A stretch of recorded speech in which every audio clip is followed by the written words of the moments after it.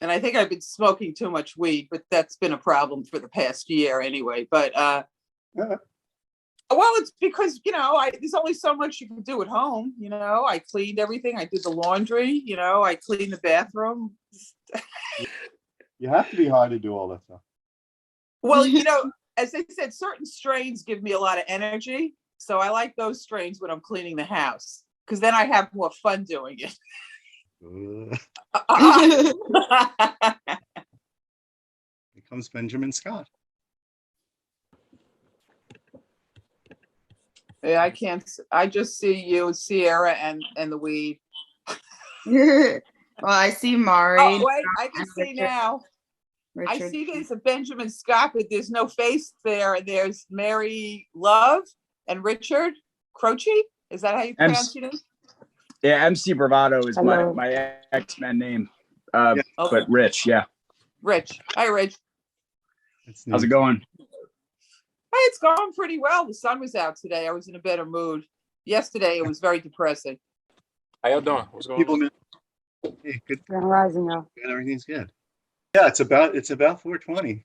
So we're all right, cool. Giving people a minute. But I see Toddy Dozier now. What's up, everybody? What's going on? Welcome to Easy to Roll. Happy to be here. Y'all look good today. It's good to see you as well. You as well.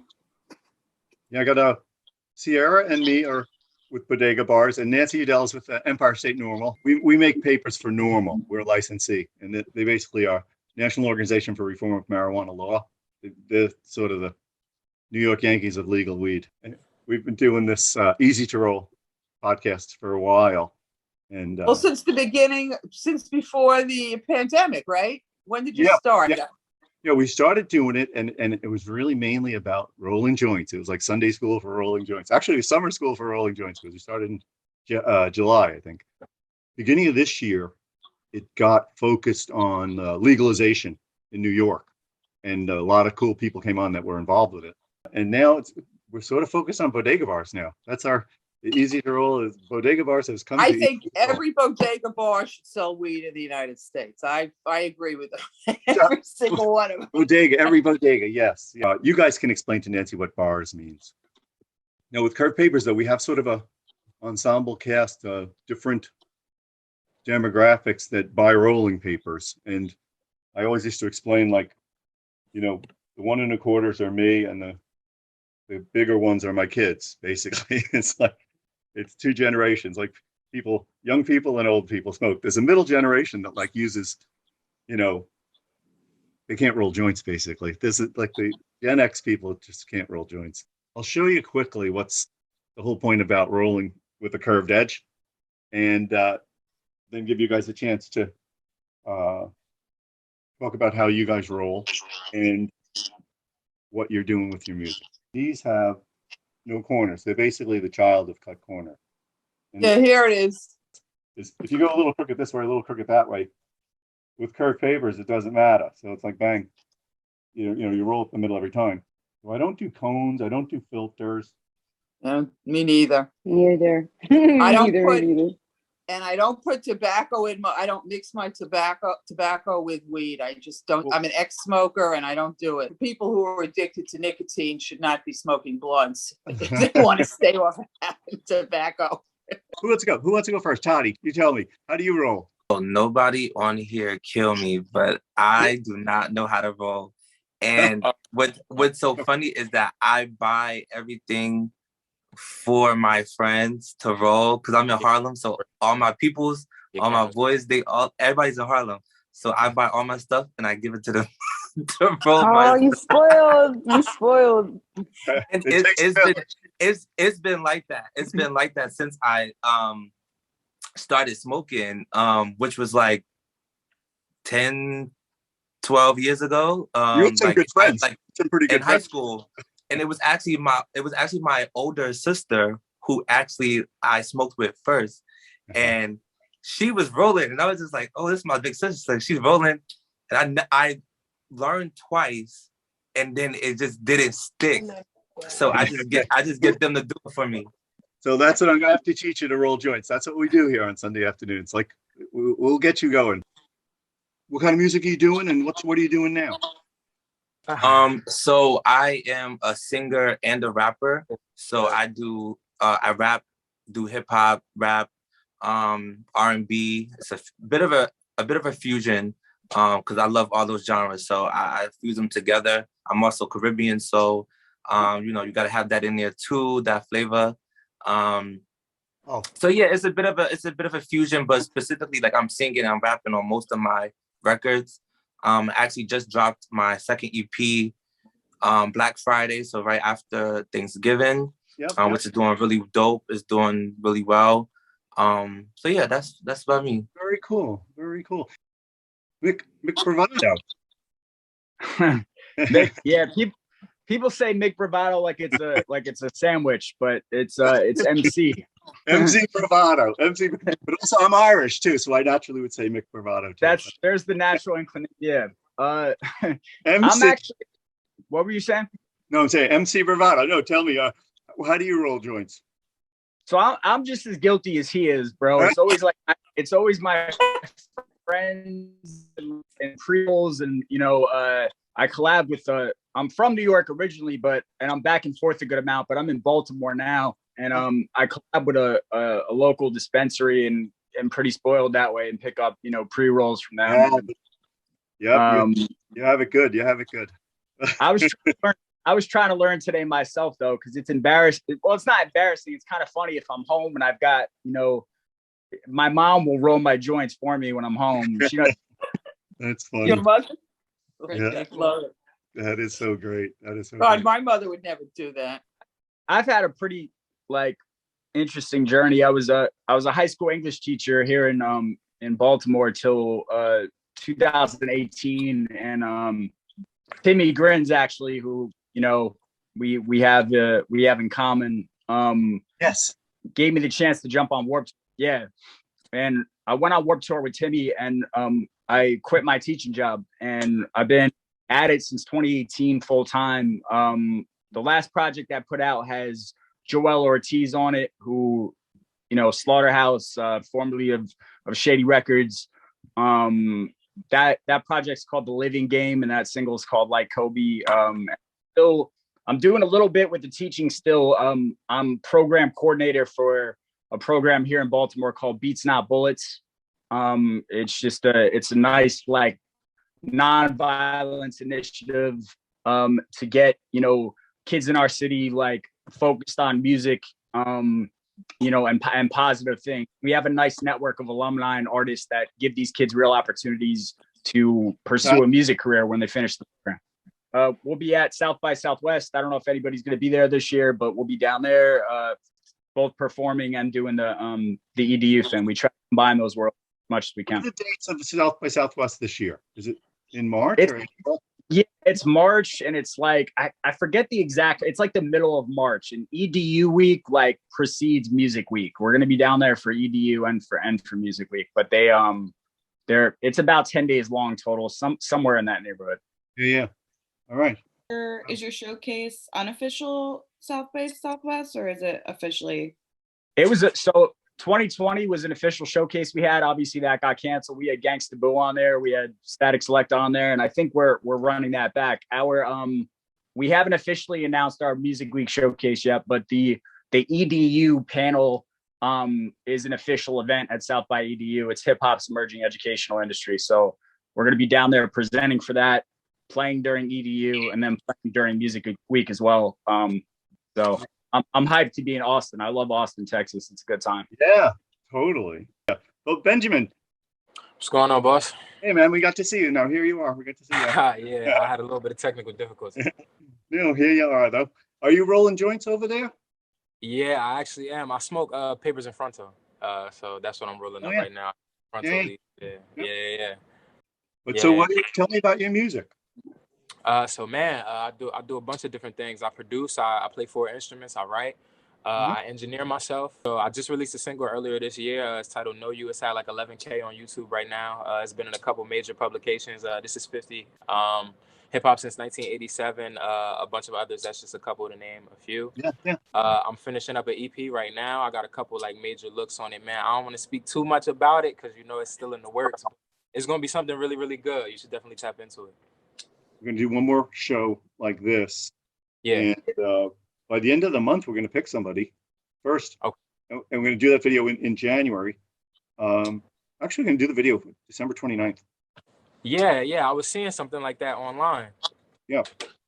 And Yeah, man. but we'll continue to do them. Like we're going to continue to do them. So a lot of the people, we're just going through interviewing the artists in order that they signed up. We're not. Right. It's arbitrary. It's arbitrary. Right.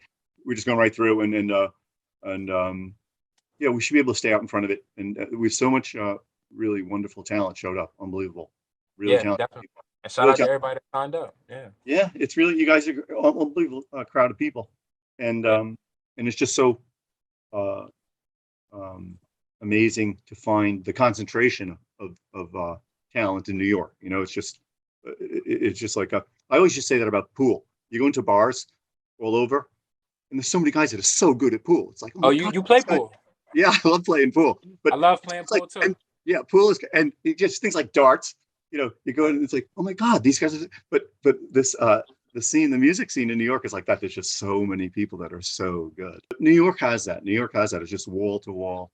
And I love it. I love it as an artist because it keeps me sharp. Like, especially when I go out to a bunch of different events and I actually run into someone that's really, really nice at what they do. It's like, oh man, I got to go back to the drawing board. Bro. Like, I got to get nice. I got to get as good as this guy. I take a lot of pride in what I do as an artist. Like, not only am I the artist and I write my own stuff, but I produce my own stuff. I engineer my own stuff. Like, I'm just a one-man show, Yeah. No, it's amazing. It's amazing. It's and it really gives you a lot of, you're coming through. There's nothing between you and the audience. Like, it's you. Exactly. You're the whole stack. So exactly. We have a director selected for the first video that we're going to announce in the coming week. From LA, and he's worked with Cardi B. I mean, he's a real successful dude. But looking at the big crowd of people who have signed up for bodega bars, there's probably 30 of them that could do it. Like, there's people that could do the whole thing themselves. They could shoot their own video of themselves. Right. It's like it's so amazing, like what people can do. Like, in addition to being a musician, they're also just sort of multi-talented. But not to say that that's a big advantage. I'm just saying it's just kind of amazing. We might just pick a singer that doesn't even write. We don't know what we're going to do. We got to look at the talent and see. And we're not in a rush. Like, we're gonna go slow and just pick when we got something we know is rocking, that people are gonna appreciate. And yeah, we want to. Oh, here's Izzy Dunn from last week's coming on. Yeah, we want to do an NFT at the end, like sort of. Oh, that's dope. Yeah, create an asset. Yeah. That'd be dope for the artist too. Like, if the artist grows, That's right. It's a time capsule kind of thing. That video that's on the bottom of the sign up page of Biggie Smalls doing, he's 17 years old. In Brooklyn. Yeah. And that's just a time, that's like a historic document basically. And that's, we're going to try to make something like that, just a snapshot of what we get out of this year ahead. You're not trying, boss, you're doing it. Yeah, we totally we got it going on. Is he done? How are you there? I'm good. I'm here.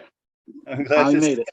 I posted a little clip of your high school comment from last week on Instagram, but I forgot to tag you. I tagged all these new guys, but I forgot to tag you. But it's pretty funny. Oh, yeah. I work in a high school. I work with the dean in a charter high school. We might want to take this post down. But yeah. You weren't the first kid to smoke weed in high school, so I guess it's not the biggest secret. You put the high in high school. Before I ever drank, I never had a beer or nothing. First thing I ever did was smoke weed. Once I started, within a year, I smoked every day for the rest of my life, basically. And what influenced you? I just think the experience itself. I think as soon as I was exposed to it, I was like, gee. For me, it was like the sweet smell of it. From people smoking it, I was so curious. It's intriguing, yes. Does it have the same taste as the smell? I have a question, but it's not really about bodega bars. It's really about curved papers, if that's cool. Yeah. So I was reading something because when I looked into it, I was really interested in the company, and then I started like looking into you a little bit. And one article that I read about you, it was like from pipe dream to it was like they said like major corporation or something like that. I was like, oh, wow. And so what made you really like say, okay, like I'm really gonna make rolling papers, like, you know? When I was 20 years old, they came out with a little machine that rolled a single joint perfect like a cigarette. Have you ever Yeah, seen this? yeah, I know exactly what you're talking about. Yeah, that came out literally like when I Like was that. like 18 probably. Okay. And putting a rolling paper into one of those machines was actually a hassle. Like if you didn't put it in perfectly straight, you'd It like would be bar, wrong. Yeah. it would just, yeah, it's the same problem when you're rolling with your hands, basically, is if Yeah. you don't keep your edges parallel, the front corner doesn't tuck, it goes up the other side of the paper. As soon as that came out, like 2 years later, they came out with papers with the corners cut off. And they were literally called cut corners, zigzag cut corners. Right. And they were for that machine. And as soon as I saw that, was like, wow, if that whole edge was curved, it would be 10 times better. And it was 10 times better. I used to call them Mike O'Malley designer rolling papers. That's what I Okay. used to call them. The world wasn't really curved yet, though. It was a very rectilinear world back then. Like buildings are curved, Yeah. cars are curved, like Yeah. televisions are curved, like everything Yeah. is curved. I got the idea when Washington and Colorado went legal in 2014. Mm. And I was like, wow, this is actually going to happen. This whole, Yeah. we call it Canifest Destiny. Like, Yeah. it's going to be legal. And this is like 40 years later, basically, like 35 years later. And I went to Europe and I met all the people that make rolling papers and everything. And they said, yeah, that is a very good idea. I got an investor, a friend of mine I went to college with, and we got patents. And nobody could make curved papers because it was a really innovation. They had cut corners, but they never had curved papers before. So I had to make a machine to make them. Mm. And I did that up in Toronto because you weren't allowed to make rolling papers in the United States. It's a Wow. tobacco product. Wow. So I learned that in Europe. So I came back and I was like a draft dodger, but I was an FDA dodger. I went to Canada and I made the first 25,000 of them up there. And I went around to the legal states at that point, Washington, Colorado, California. And in Canada, it became legal. And I got caught up in the legalization movement because New York was sort of stalled. Then I found a factory in the Dominican Republic that could make them cheap enough that I could actually make money doing it. Like up in Canada, I was making them and they were great. And we still make them like they're the same. But they cost like 80 cents to make. Now they cost like 20 cents to make. And it's going down, down, down. It's like every change I made, I brought the unit cost down, down, down, down, down. So it's finally now, I can get it down to like a nickel, I think, if I keep like another year from now.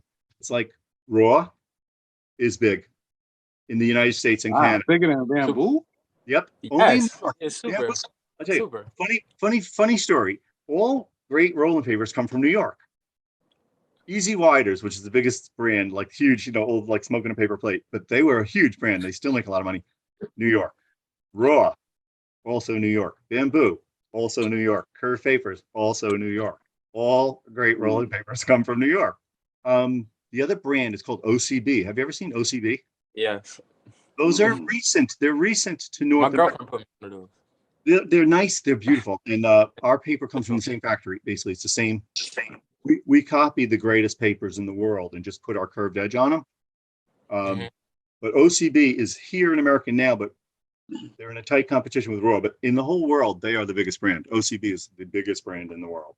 So, if you ever see OCB curved or Raw curved or zigzag curved, I will be on the beach in Montauk if you're looking for me. I'll not be working anymore. Definitely.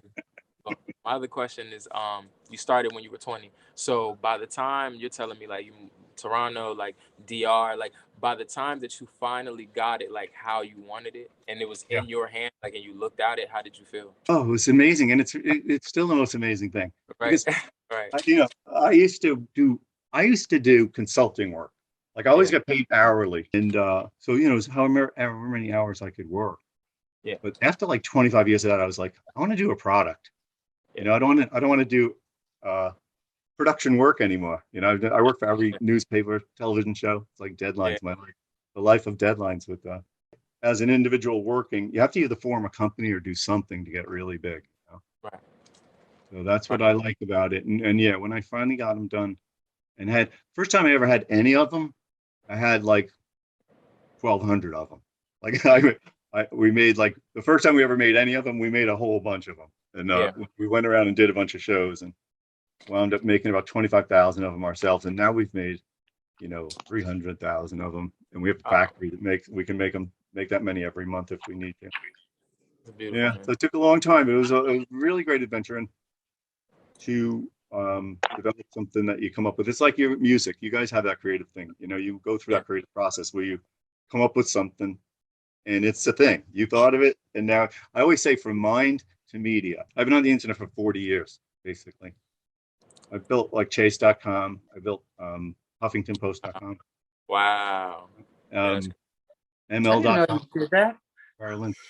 Yeah, I did a lot of computer stuff. I did videos for the Rolling Stones at one point that were on TV. That was fun. But I love working with artists. This whole thing is already a lot of fun. We're gonna kind of keep doing it for a while. So have you guys sort of figured out like what store you would do your video in front of? Yeah. Yeah, that's good. Yeah, because we want to do that. That's the connection we're trying to make. Any parting questions or comments?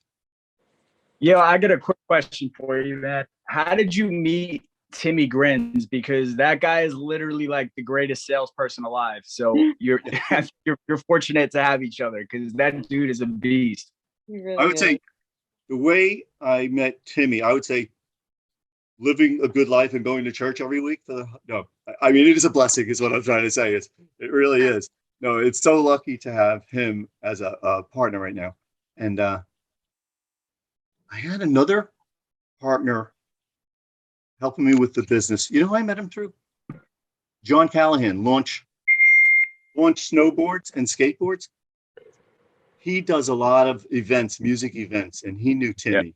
Yeah. And then Rob knew John Callahan. We're gonna make launch curved papers. He's gonna have some rolling paper, bundle some rolling papers with the snowboards. But yeah, so is Timmy's event producer kind of life brings him across a lot of different things, and that's how I found him. He knows everybody. Yeah. No, he's a good coach. He's a good teammate and a good coach. This is straight out of his head. Bodega Bars is cool. It's a cool supplier's production. I appreciate you guys signing up and doing it. And, I'm a Baltimore related. My mom lived in Baltimore a long time, and my brother and my twin sister still live down there. I'm down there all the time. The city gets, from people who don't spend a lot of time in the city, it gets a little bit of a bad rap, but there's so much incredible culture and neighborhood. Yeah. The Bodega Bars poster, which is kind of an ass-kicking poster, was done by Ben, one of Timmy's friends from Baltimore, a Baltimore guy. Who?